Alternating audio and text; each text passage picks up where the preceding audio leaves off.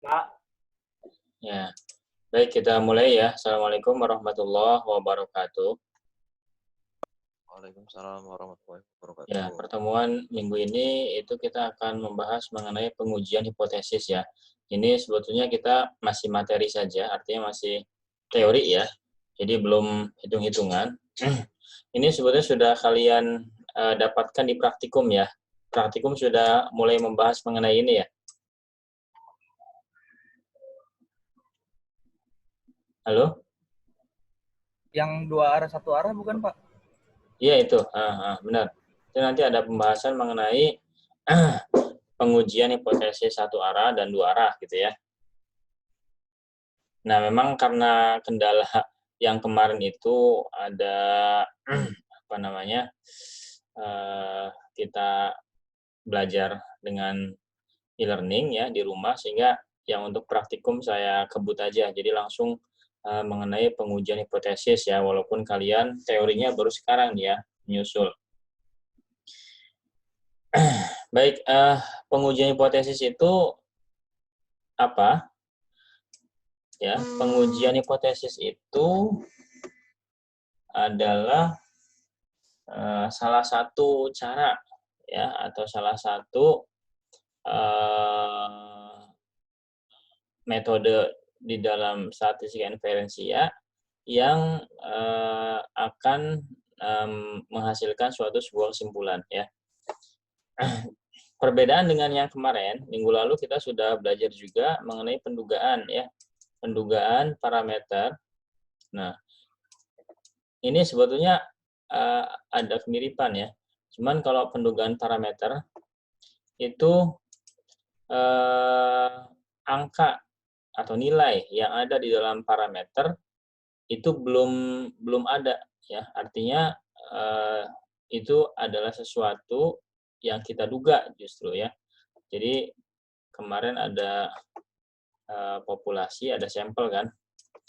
Nah, kalau pendugaan ini kita cari dulu ya data-datanya. Misalkan kita ketahui ada X bar gitu ya. Nah, ini nanti digunakan untuk menduga nilai atau nilai parameter yang ada di populasi. Ya, untuk menduga mu.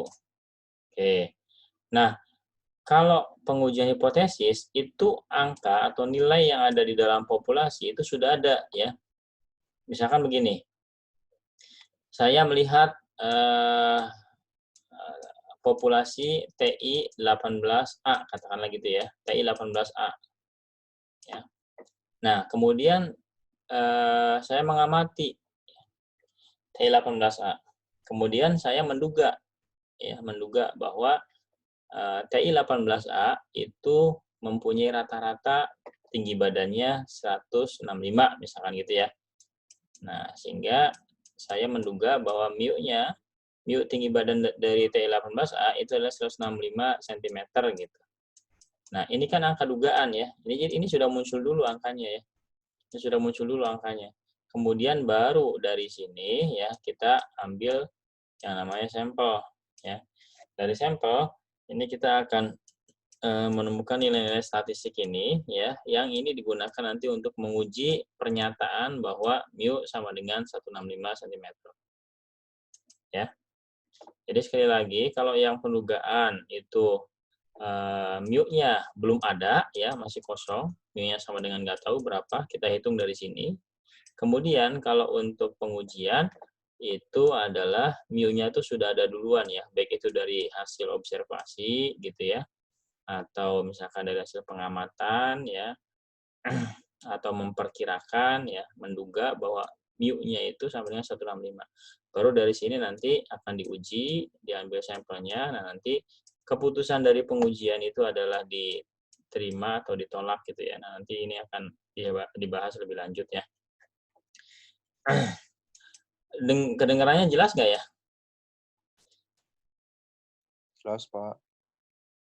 Ya. Jelas Pak, jelas. Ya, baik-baik. Oke. Ya, jadi seperti itu. Kita lanjutkan. Ya, kalau secara definisi ya, Pengujian hipotesis adalah pengujian terhadap suatu pernyataan dengan menggunakan metode statistika, ya. Jadi pengujian itu salah satu metode statistika inferensia, ya. Kemudian hipotesis itu apa sih sebetulnya? Hipotesis itu merupakan pernyataan yang kebenarannya masih lemah, ya. Jadi ini masih lemah gitu ya. Kayak tadi saya melihat TI 18A kemudian menduga saja gitu ya bahwa mu sama dengan 165 gitu ya. Nah, ini kan masih lemah ya, dugaannya masih lemah. Ya. Hanya melihat, hanya memperhatikan kemudian bisa muncul dugaan ini gitu ya. Sehingga sifat dugaannya ini masih lemah. Agar pernyataan tidak diragukan, maka secara statistika kita dapat melakukan pengumpulan data dan melakukan pengujian. Nah, kita uji ini ya. Nah, kemudian dari hasil pengujian nanti hipotesisnya itu ditolak atau diterima gitu ya. Gitu. Oke ya. Jadi kesimpulan akhirnya itu si hipotesisnya itu ditolak atau diterima. Gitu ya. Oke, kemudian selanjutnya, ya ini sekali lagi masih teorinya saja ya, hitung-hitungannya nanti setelah UTS saja. Nah, hipotesis ini masih sama dengan yang tadi ya. Hipotesis pernyataan yang masih lemah, perlu dibuktikan, seterusnya. Nah, tadi kan ujungnya ya, hipotesis itu adalah menerima dan menolak H0 gitu ya. Jadi keputusan itu menerima atau menolak gitu ya. Kalau menerima ini ya, yang perlu kita pahami adalah ketika kita menerima suatu hipotesis, maka sebetulnya belum tentu hipotesis itu benar gitu ya. Sebaliknya ketika kita menolak, belum tentu juga hipotesis itu salah gitu ya. Jadi bukan masalah benar atau salah gitu ya, tapi menolak atau menerima saja ya. Kalau menerima itu karena tidak cukup bukti untuk menolak. Ya. Kalau menolak berarti hipotesisnya ya, di mana buktinya tidak konsisten dengan hipotesis. Contoh begini ya, ini analoginya seperti ini. Misalkan ada seorang tersangka ya, tersangka itu kan baru terduga ya, terduga di sidang gitu kan. Nah kemudian si hakim itu menjatuhkan hukuman ya, keputusannya adalah menjatuhkan hukuman terhadap si tersangka si A katakanlah ya. Nah maka dalam hal ini belum tentu ya keputusan hakim menjatuhkan hukuman ke A ini belum tentu benar ya. Bisa jadi A itu sebetulnya memang betul-betul tidak melakukan perbuatan pidana ya, tetapi karena memang hakim juga seorang manusia ya, dia hanya melihat kepada bukti-bukti yang ada ya. Oh, bukti-buktinya ternyata memberatkan si A ya, sehingga dia diputuskan untuk dihukum ya atau dipenjara. Kemudian misalkan ketika si hakim ini membebaskan si A, nah berarti apa? Bukan berarti si A ini tidak salah ya, bisa jadi si A sebetulnya salah. Tapi karena hakim melihatnya tidak cukup bukti untuk memenjarakan si A gitu. Jadi di sini peran bukti itu sangat penting ya. Ya, seperti itu ya. Sekali lagi bahwa ketika kita menerima suatu hipotesis, maka belum tentu atau belum pasti hipotesis itu benar. Sebaliknya, penolakan pun sama, belum tentu hipotesis itu salah ya. Diterima karena buktinya cukup kuat ya, sehingga dia perlu atau patut diterima, ditolak karena apa? Bukti-buktinya tidak cukup untuk menerima si hipotesisnya ya. Oke. Kemudian ini konsepnya seperti itu ya. Jadi hipotesis itu bukan masalah benar atau salah, tapi diterima atau ditolak ya. Oke. Kemudian ada suatu matriks seperti ini ya. Halo? Dengar nggak ya? Iya, Pak. Dengar, Pak. Oke. Ada matrik seperti ini ya. Ini H0 ya, atau hipotesisnya. Hipotesis. Ini diterima atau ditolak gitu ya. Kemudian di sini ada benar dan salah. Keputusan yang ideal itu atau yang benar ya itu ketika hipotesisnya diterima dan memang H0-nya itu adalah benar ya. Atau ditolak dan memang salah gitu ya. Dan memang salah, maka keputusan yang benar. Ini idealnya. Tetapi kalau misalkan kayak tadi ya, si hakim memvonis bersalah padahal sebetulnya dia tidak melakukan gitu ya. Nah, itu merupakan keputusan yang salah. Jadi ketika diterima tapi hipotesisnya itu adalah hipotesis yang salah, maka keputusannya adalah keputusan yang salah. Ya, sebaliknya, kalau ditolak ya, tapi sebetulnya itu adalah hipotesis yang benar, maka keputusannya adalah keputusan yang salah. Gitu ya. Jadi tidak sesuai. Yang ideal ini dan ini. Ya, tadi kan yang ideal menjatuhkan hukuman dan memang dia bersalah. Ini ideal. Ya. Kalau yang idealnya lagi dibebaskan dan memang dia tidak bersalah gitu ya. Ini juga sama keputusan yang benar. Ya, seperti itu. Kemudian ada dua tipe hipotesis ya. Yang pertama ada korelatif, ada komparatif. Korelatif itu misalkan apa? Pernyataan tentang ada atau tidak adanya hubungan ya. Misalkan ya kita pengen mengetahui adakah hubungan antara X dengan Y gitu ya. Apakah X-nya semakin tinggi, Y-nya semakin tinggi, ya, atau X-nya turun, Y-nya turun. Ya, ini kan berarti ada hubungan. Ya, ini ada hubungan. Berarti ini X mempengaruhi Y. Semakin tinggi X, maka semakin tinggi Y. Semakin turun Y, X, semakin turun Y, gitu ya. Atau kebalikannya. Semakin tinggi X, nah, ini semakin turun Y-nya. Ini pun hubungan, tapi hubungan yang tidak searah, ya. Berlawanan arah. Ya. Yang tidak ada hubungan apa? Yang tidak ada hubungan misalkan X-nya sekian, Y-nya tetap aja di sini ya. X-nya naik ya, Y-nya tetap aja. Atau X-nya turun ya, Y-nya tetap aja. Ini tidak ada hubungan berarti ya antara ini dengan ini. Nah, kita bisa ya dengan menggunakan uji hipotesis nanti melihat apakah ada hubungan atau tidak ada hubungan. Oke ya. Selanjutnya adalah hipotesis komparatif. Kalau komparatif apa? Komparatif itu perbandingan ya, atau melihat perbedaan, ada atau tidaknya perbedaan. Ya, misalkan begini ya, ada variabel X dengan variabel Y. Nah, kita pengen melihat apakah ini sama atau ini berbeda. Kalau berbeda apakah X-nya lebih besar ya atau Y-nya yang lebih besar ya. Ini biasanya digunakan ketika kita misalkan pengen menganalisis ya kondisi before dan kondisi after improvement ya. Kondisi before-nya misalkan kita gambarkan dengan mu1 ya. Ini kondisi before misalkan mu1. Kondisi after-nya kita gambarkan dengan mu2. Nah, kita pengen lihat apakah ini sama. Kalau sama berarti hasil improvement-nya sama-sama sama-sama saja ya, sia-sia saja gitu ya. Tapi kalau misalkan kondisi improvement lebih besar ya daripada kondisi sebelumnya, maka ini bisa dikatakan improvement-nya itu berhasil ya. Jadi ini menggambarkan kondisi sebelumnya, ini menggambarkan kondisi setelah improvement atau after. Kalau seperti ini berarti ini lebih besar, nah ini berarti improvement-nya berhasil. Kayak gitu ya. Jadi ini membandingkan, intinya membandingkan apakah ada perbedaan atau sama saja. Halo, sampai sini masih paham? Paham, Pak, paham. Lanjut ya. Insya Allah, Pak. Ya, oke.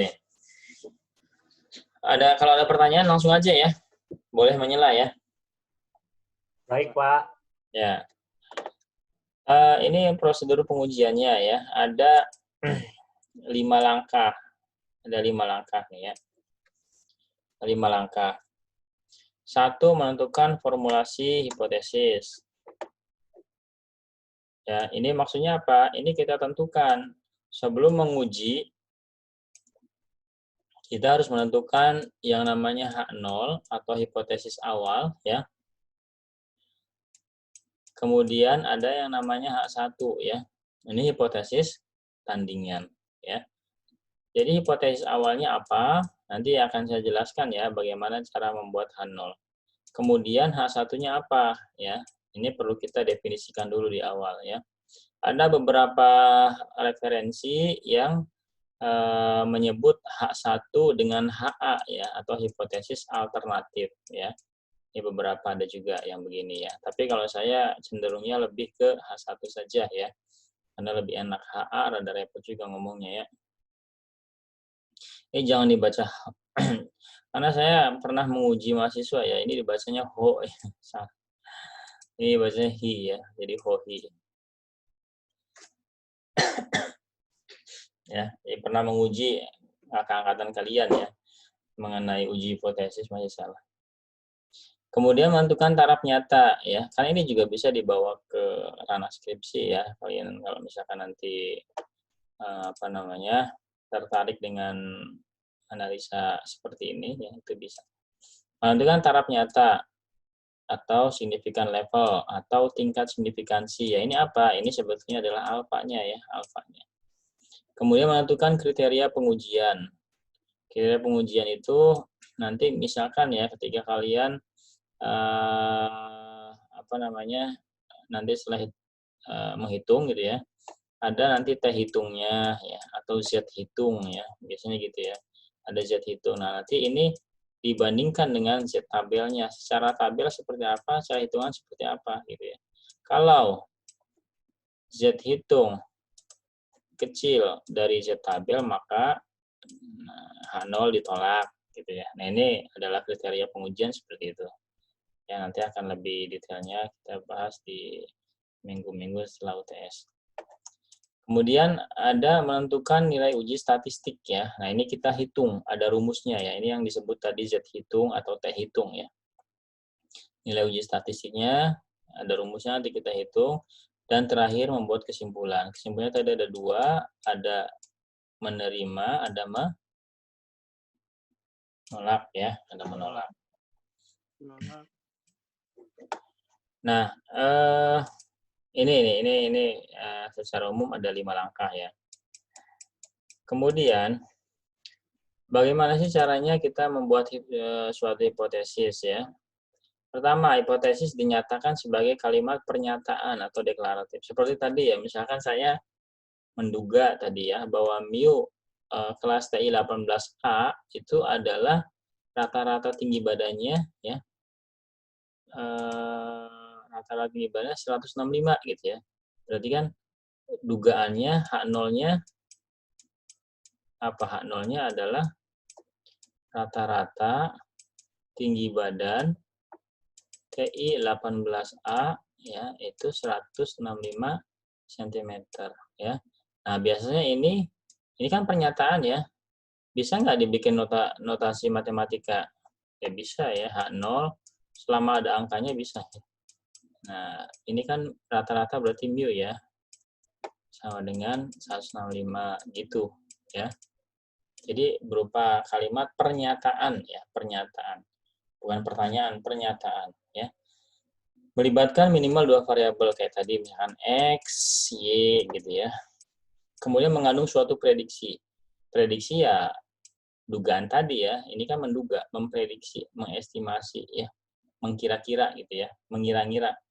Itu kan berarti mengandung suatu prediksi di situ. Kemudian tentu saja dapat diuji atau testable ya. Kan namanya pengujian hipotesis ya, berarti harus dapat diuji.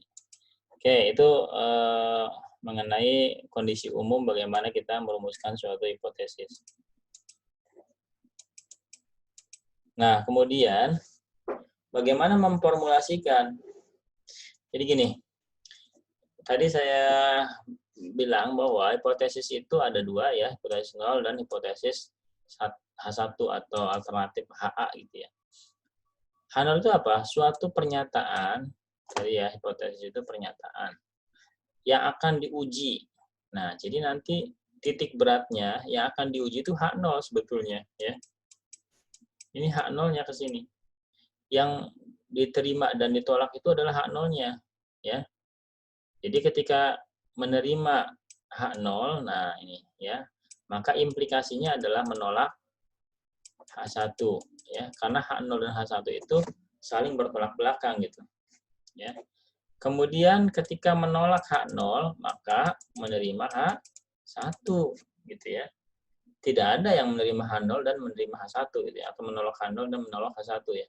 Ini mesti selalu bertolak belakang ya. Tetapi yang diterima atau yang ditolak di awal itu adalah H0-nya. Kalau ini ngikutin ya, H1-nya ngikutin. Hipotesis tersebut tidak memiliki perbedaan atau perbedaannya 0 dengan hipotesis sebenarnya. Jadi gini, H0 ini selalu dibawa ke dalam bentuk persamaan ya. Persamaan itu gimana sih? Persamaan itu tandanya seperti ini ya. Ini persamaan. Seperti tadi ya, contoh saya ya, mu sama dengan 165 gitu. Berarti kan di sini ini persamaan ya bentuknya. Ya. Kalaupun tidak persamaan seperti ini, paling tidak H0 itu tandanya seperti ini. Nah, ada sama dengannya ya. Atau seperti ini ya. Ini pun masih dikategorikan ada persamaannya. Kalau begini doang itu tidak ya. Tidak bisa dijadikan H0. Ya, seperti ini. Harus ada tanda sama dengannya. Ini kan lebih dari sama dengannya. Kalau ini cuma lebih dari ya. Ini kurang dari sama dengan ya. Jadi yang harus ada sama dengannya ini. Ya, seperti itu. Jadi sekali lagi, hipotesis 0 itu diarahkan ke persamaan ya, atau tidak memiliki perbedaan.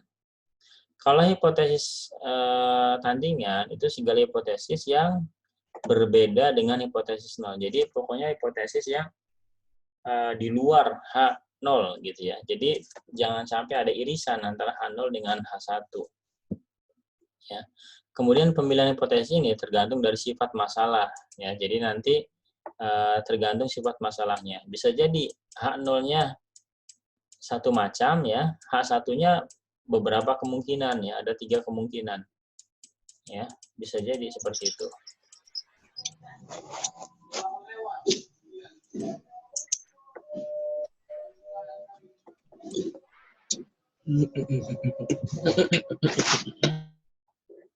Ya. Itu bisa jadi seperti itu ya. Kemudian ini contohnya adalah misalkan gini ya. Jadi ada H0. H0-nya itu adalah mu sama dengan suatu angka ya ini. Mu sama dengan suatu angka. Kayak tadi ya, mu sama dengan 165. Ini H0-nya ya. Nah, kemungkinan H1-nya itu ada 3 macam ya. Bisa jadi H1-nya itu mu kurang dari 165, atau mu lebih dari 165, atau mu tidak sama dengan 165 gitu ya. Kalau ini dan ini disebut nanti uji satu sisi. Kalau ini tanda seperti ini nanti uji dua sisi ya. Gitu. Ada yang menyebutkan satu arah dua arah ya. Ada yang menyebut satu sisi dua sisi. Ada yang menyebutkan satu pihak dua pihak ya. Ada juga yang pakai bahasa Inggris one way, two way gitu ya. Ya, seperti itu. Nah, nanti akan saya jelaskan kenapa dua sisi, kenapa satu sisi ya. Bagaimana sih dua sisi, bagaimana satu sisi. Ya. Nah, pemilihan ini nanti tergantung kepada masalahnya. Tidak boleh langsung, jadi kemungkinannya 3, tapi tidak boleh 3-tiganya digunakan ya, harus dipilih yang mana yang sesuai ya dengan permasalahan, apakah ini, apakah ini, apakah ini. Gitu ya. Halo, jelas nggak? Jelas, Pak. Lanjut ya. Ini contoh. Lanjut ya. Berdasarkan informasi yang dikemukakan pada sebuah media bahwa harga beras A di suatu wilayah adalah, nah kita perhatikan kalimat atau kata adalah kan berarti sama dengan ya Rp 3.200 ya. Nah, ini berarti H0-nya adalah berarti sama dengan gitu ya. Kemudian H1-nya berarti tidak sama dengan. Kemudian, berdasarkan informasi bahwa harga beras di suatu wilayah tidak kurang dari 3.200. Tidak kurang dari berarti Lebih dari sama dengan. Saya perhatikan bahasanya. Tidak kurang dari berarti kan lebih dari sama dengan. Gitu. Nah, HA-nya itu kebalikan dari ini, kurang dari kan gitu. Ya, ini pun sama. Tidak lebih dari 3.200. Tidak lebih dari berarti kurang dari sama dengan ya.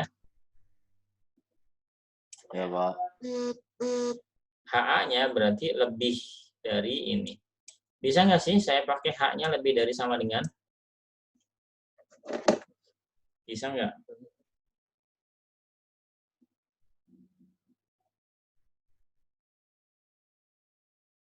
Nggak bisa, Pak.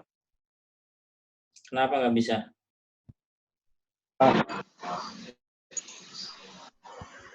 Kenapa nggak bisa? Ntar itu yang 3.200-nya bisa di H0, bisa di HA dong, Pak. Yang 3.200 apa?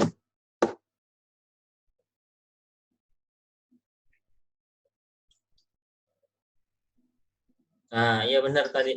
Apa tadi ya? Coba ulangi tadi. Irisan, Pak. Irisan ya, benar ada irisan. Ya. Kalau ini kurang dari sama dengan, ini lebih dari sama dengan, ada irisan. Berapa? 3.200 ya. Ngerti ya? Ngerti, Pak. Ini tidak bisa. Jadi H0 dan H1 itu harus pisah ya. Kayak gitu. Oke, udah mulai paham ya. Ini 10 menit deh. Oke. Nah, ini uji dua sisi atau dua pihak ya, atau one way to way itu. Uji dua pihak itu ketika tanda H1-nya seperti ini ya, atau tidak sama dengan. Ya, tanda tidak sama dengan ini berarti ujinya dua sisi. Perhatikan, kalau uji dua sisi ini alfanya dibagi dua ya. Uji dua sisi alfanya dibagi dua. Yaitu pada sisi kiri dan sisi kanan. Ya, ini sebesar alfa per 2 atau setengah alfa. Ya, ini setengah alfa nih ya. Sisi kiri dan kanan. Oke ya. Nah, ini merupakan daerah kritis ya, atau daerah penolakan. Jadi, daerah kritis atau daerah penolakan. Ya, itu sebesar alfa ya, sebesar alfa. Kalau dua pihak berarti dibagi dua alfanya. Di tengahnya ini adalah daerah penerimaan. Ya, daerah penerimaan. Di tengahnya daerah penerimaan. Jadi nanti ketika misalkan di tahap keempat tadi ya, kan kita kan harus menghitung statistik hitungnya ya. Misalkan diketahui Z hitungnya ya sama dengan berapa. Nah, ini ada di sini, Z hitungnya ada di sini, ada di daerah penerimaan, maka kesimpulannya nanti adalah menerima H0 gitu ya. Tapi kalau Z ini kan sumbu Z ya. Ini kan sumbu Z-nya. Nah, ini sumbu Z. Z-nya itu misalkan ada di sini ya. Maka ini masuk ke daerah penolakan H0. Jadi nanti H0-nya ditolak dan menerima H1 gitu ya. Nah, ini nanti digambarkan seperti ini ya. Ini daerah penerimaan, daerah penolakan. Kalau yang satu sisi gimana? Satu sisi, nah, misalkan satu sisi ada di kiri, bisa jadi di sini ya. Ini yang kurang dari ya, yang kurang dari sebesar, ini sebesar alfa ya. Ini sebesar alfa. Atau bisa jadi juga satu sisi di sebelah kanan. Ya ini, sebesar alfa juga ya, sebesar alfa. Jadi kalau satu sisi mah langsung alfa ya, sebesar alfa. Kalau dua sisi itu dibagi dua alfanya, karena di sebelah kiri dan sebelah kanan. Oke, seperti itu ya. Kemudian, nah ini contoh nih ya. Sebuah perusahaan rokok menyatakan bahwa kadar nikotin rata-rata rokok yang diproduksinya tidak melebihi 2,5. Nyatakan H0 dan hipotesis tandingannya yang akan digunakan untuk menguji pernyataan tersebut. Coba, ada yang bisa jawab H0-nya?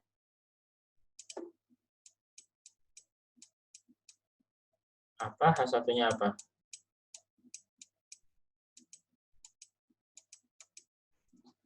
H0-nya apa? Rata-rata berarti mu ya. Halo. 2,5 miligram kurang dari sama dengan 2,5 miligram. Kurang dari sama dengan 2,5 miligram. Miligram. Ya, berarti tidak melebihi kan? Ya. Tidak melebihi kurang dari 2,5. Ya, pintar ya. H1-nya apa? Kalikannya. Mu Harus sama dengan jangan sama dengan ya. Lebih dari ya. Mu lebih dari 2,5 gitu kan? Ya. Ya, kalau di sini ada sama dengan nanti ada irisan. Ya, oke ya. Kalau misalkan saya ganti pertanyaannya begini ya. Sebuah perusahaan rokok menyatakan bahwa kadar nikotin rata-rata kurang dari 2,5 miligram. Ya, coba H0-nya apa? H1-nya apa? Tadi saya ganti kurang dari 2,5 miligram. Sebuah perusahaan rokok menyatakan bahwa kadar nikotin rata-rata rokok yang diproduksi kurang dari, ya ini diganti kurang dari ya. mu kurang dari 2,5, Pak. H0-nya, mu kurang dari 2,5. benar nggak? Konsepnya di awal tadi, bahwa H0 itu harus ada sama dengannya. Benar tak? Itu. Entah ya. Wah, kalau gitu tinggal dikasih aja, Pak, kurang dari sama dengan. Ya, berarti tidak sesuai dong dengan soalnya. Ya. 2,4 berarti. Hah? Maka gimana? Pernyataan tadi kita tempatkan di H1. kondisi. Kurang dari 2,5. Ya. Lalu apa H0-nya? H0-nya berarti mu lebih dari sama dengan 2,5 gitu loh. Ngerti ya? Jadi H0 itu Bingung, selalu Pak. persamaan, Pak. Hah? H0 itu selalu persamaan, Pak. Iya. H0 itu selalu persamaan atau paling tidak ada tanda ininya nih. Ya. Kalau persamaan plek kan berarti tandanya sama dengan. Ya. Gitu ya. Nah, bisa seperti ini.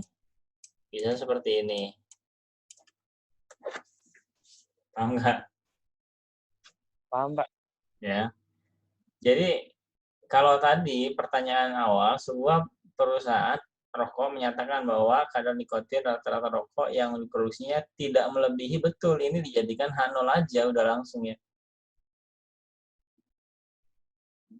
Ya. Tapi kalau misalkan si perusahaannya menyatakan bahwa rata-rata rokok diproduksinya tidak melebihi kurang dari 2,5, maka itu jadi H1 ya. Jadi H1 karena H0 itu harus ada sama dengan.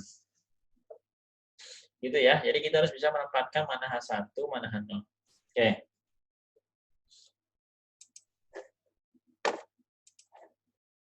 Halo, paham nggak? Paham, Pak. Mudah-mudahan paham ya. Nah, ini menentukan taraf nyata ya, atau significant level. Besarannya atau besarnya ya, besarnya adalah besarnya batas toleransi dalam menerima kesalahan. Jadi ini sebetulnya adalah alfanya ya, yang sudah kita bahas. Ini nilai yang biasa dipakai itu 5% ya. Kemudian 10% ya. 2% dan 1% ya. Ini nilai-nilai yang biasa dipakai. Tapi lain dari ini pun ya bisa juga sebetulnya ya. Tapi yang sering itu ini. Ya. Kemudian ini bergantung pada keyakinan si peneliti ya, keyakinan peneliti. Ya, mau pakai berapa persennya itu keyakinan si peneliti. Kemudian besarnya kesalahan tersebut nanti sebagai daerah kritis tadi ya. Ini kayak tadi kalau dua arah berarti kan ada di kiri dan kanan sebesar alfa per 2 ya. Ini alfa per 2. Kalau satu sisi berarti sebelah kiri saja sebesar alfa, atau sebelah kanan saja sebesar alfa. Oke. Kemudian, menentukan kriteria pengujian. Nah, ini sudah saya jelaskan ya. Kalau ini nilai ujinya itu berada di luar nilai kritis, maka diterima H0-nya. Nilai uji statistiknya berada di dalam nilai kritis, maka ditolak. Ya, kemudian alat-alat untuk ujinya itu adalah ini ya. Nah, kita nanti berkaitan lagi juga dengan distribusi normal kayak gitu ya. Distribusi Z, distribusi T, ada distribusi F ya, mungkin nanti ini yang baru ya, baru kalian dengar nih ya. Baru. Yang lainnya Z, T ini udah pernah saya singgung ya di materi-materi yang sebelumnya. Baik, sampai sini ada pertanyaan nggak?